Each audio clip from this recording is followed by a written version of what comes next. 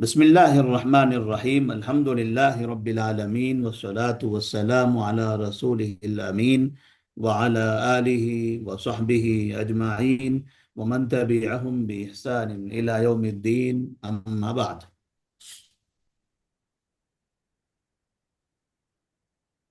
اعراب کے اعتبار سے اسم کی دو قسمیں ہیں، ایک معرب اور دوسرا مبنی۔ معرب اور مبنی۔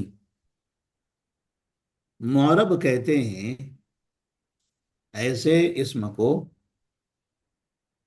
جس کے آخری حرف کا اعراب بدلتا رہتا ہے، ایسا اسم جس کے آخری حرف کا اعراب بدلتا رہتا ہے، جیسے ابھی آپ نے پڑھا جاء زیدن، رأیت زیدن، مررت بزیدن، دن دن دن۔ دال آخری حرف ہے زید کا، اس کا اعراب بدلتا رہا، کبھی ضمہ کبھی فتحہ کبھی کسرہ۔ دن دن دن۔ تو معرب وہ اسم ہے جس کے آخری حرف کا اعراب بدلتا رہتا ہے، اور مبنی وہ اسم ہے جس کے آخری حرف کا اعراب کبھی نہیں بدلتا، وہ اسم جس کے آخری حرف کا اعراب کبھی نہیں بدلتا، اسے کہتے ہیں مبنی۔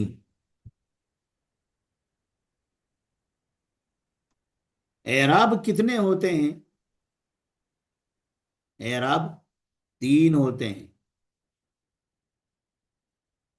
ضمہ، فتحہ اور کسرہ۔ یا تو کوئی اسم مرفوع ہوتا ہے، یا کوئی منصوب ہوتا ہے، یا کوئی مجرور ہوتا ہے۔ مرفوع، منصوب اور مجرور۔ جاء زیدن، زیدن مرفوع ہے۔ رأیت زیدن، زیدن منصوب ہے۔ مررت بزیدن، زیدن مجرور ہے۔ تو اعراب یا تو ضمہ کے ساتھ ہوتا ہے، یا فتحہ کے ساتھ ہوتا ہے، یا کسرہ کے ساتھ ہوتا ہے۔ اعراب تین ہے اسم کے اندر۔ فعل میں بھی اعراب تین ہوتے ہیں،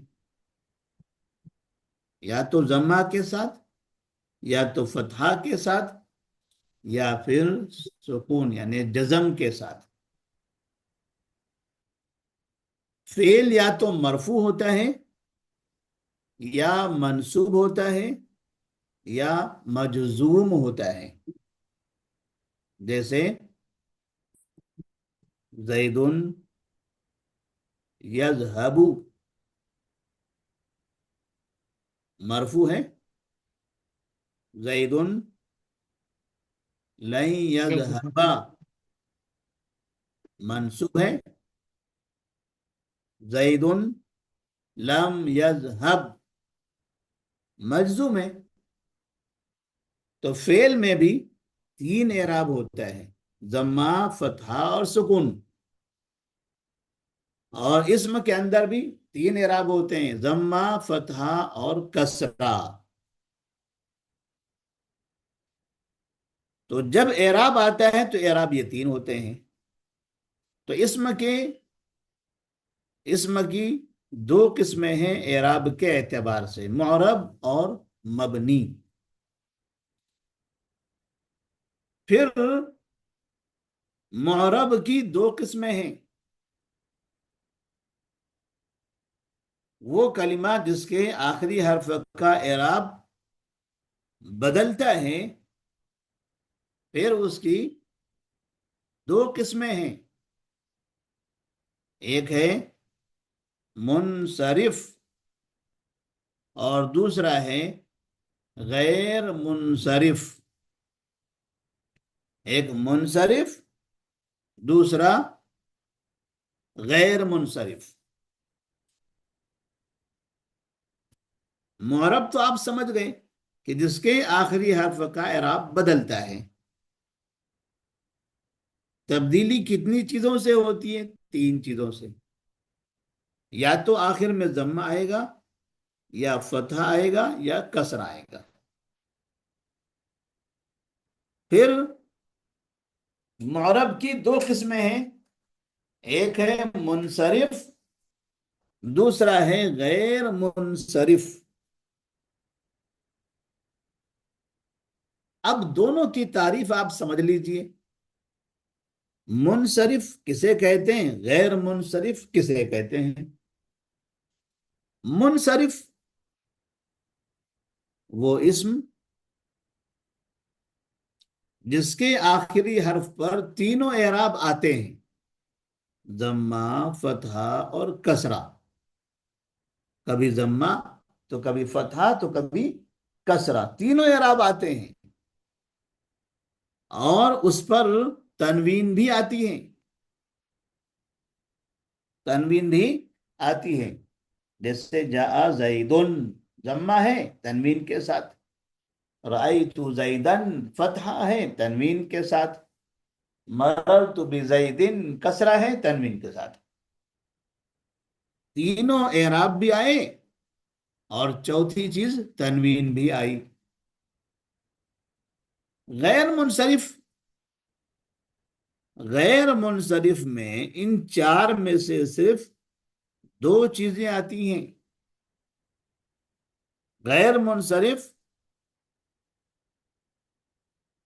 ایسا کلمہ جس میں یہ چار حرکتوں میں سے صرف تین حرکت، چار حالتوں میں سے اس کی صرف دو حالتیں آتی ہیں. چار کون کون سی؟ ایک ضمہ، دوسرے فتحہ، تیسرے کسرہ اور چوتھے تنوین. غیر منصرف پر دو حالتیں آ سکتی ہیں، دو حالتیں نہیں آتی. کون سی حالت نہیں آتی ہے؟ غیر منصرف پر تنوین کبھی نہیں آتی. تنوین اور آخری والا کسرہ، ضمہ، فتحہ اور کسرہ، اور کسرہ بھی نہیں آتا. غیر منصرف جو اسم ہوتا ہے اس کے اوپر نہ تنوین آتی ہے اور نہ کسرہ آتا ہے. جیسے آپ لوگوں نے غیر منصرف کی تعریف کی مثال پڑھی، اب اگر وہ مثال معلوم ہے تو آپ کو اعراب بھی سمجھ میں آ جائے گا. جاء عمرو، غیر منصرف کا اعراب کیا ہے؟ جاء عمرو. عمرو دیکھیے عمرون نہیں ہے، حالانکہ پہلے شروع میں کیا تھا مفرد صحیح میں؟ جاء زیدن. جمع تکسیر میں کیا تھا؟ جاء رجالن. جمع مؤنث سالم میں کیا تھا؟ جاءت مسلماتن. ایسے. لیکن غیر منصرف میں کیا ہے؟ جاء عمرو، رن نہیں. رأیت عمرا، عمرن نہیں. مررت بعمرا. جب با حرف جار آ گیا ہے تو آخر میں کسرہ آنا چاہیے. جیسے مررت بزیدن کسرہ آیا اور تنوین بھی آیا. لیکن عمر میں مررت بعمرا، یہاں پر تنوین بھی نہیں آئی اور کسرہ بھی نہیں آیا.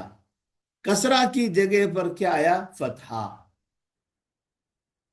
کسرہ کی جگہ پر آ گیا فتحہ. جاء عمرو، رأيت عمرا، مررت بعمرا، رأيت عمرا. منصوب کیوں ہے؟ کیونکہ مفعول ہے. مررت بعمرا یہاں پر منصوب کیوں ہے؟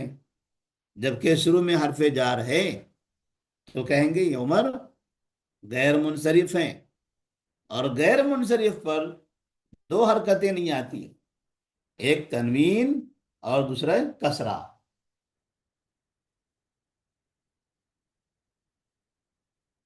تو اس طرح سے اب آپ کو غیر منصرف اور منصرف کسے کہتے ہیں وہ اچھی طرح سے سمجھ میں آ گیا ہوگا.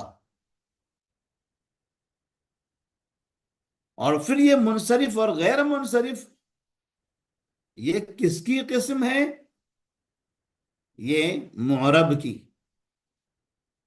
معرب کی دو قسمیں ہیں، منصرف اور غیر منصرف. اب غیر منصرف اور منصرف کیسے پہچانیں گے کہ یہ فلاں کلمہ منصرف ہیں اور فلاں کلمہ غیر منصرف ہے؟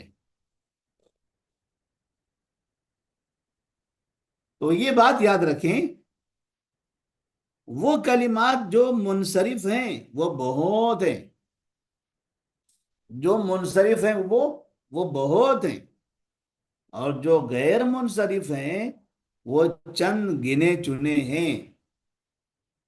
تو لہذا ہم نے اگر وہ چند گنے چنے غیر منصرف یاد کر لیا تب ایسی صورت میں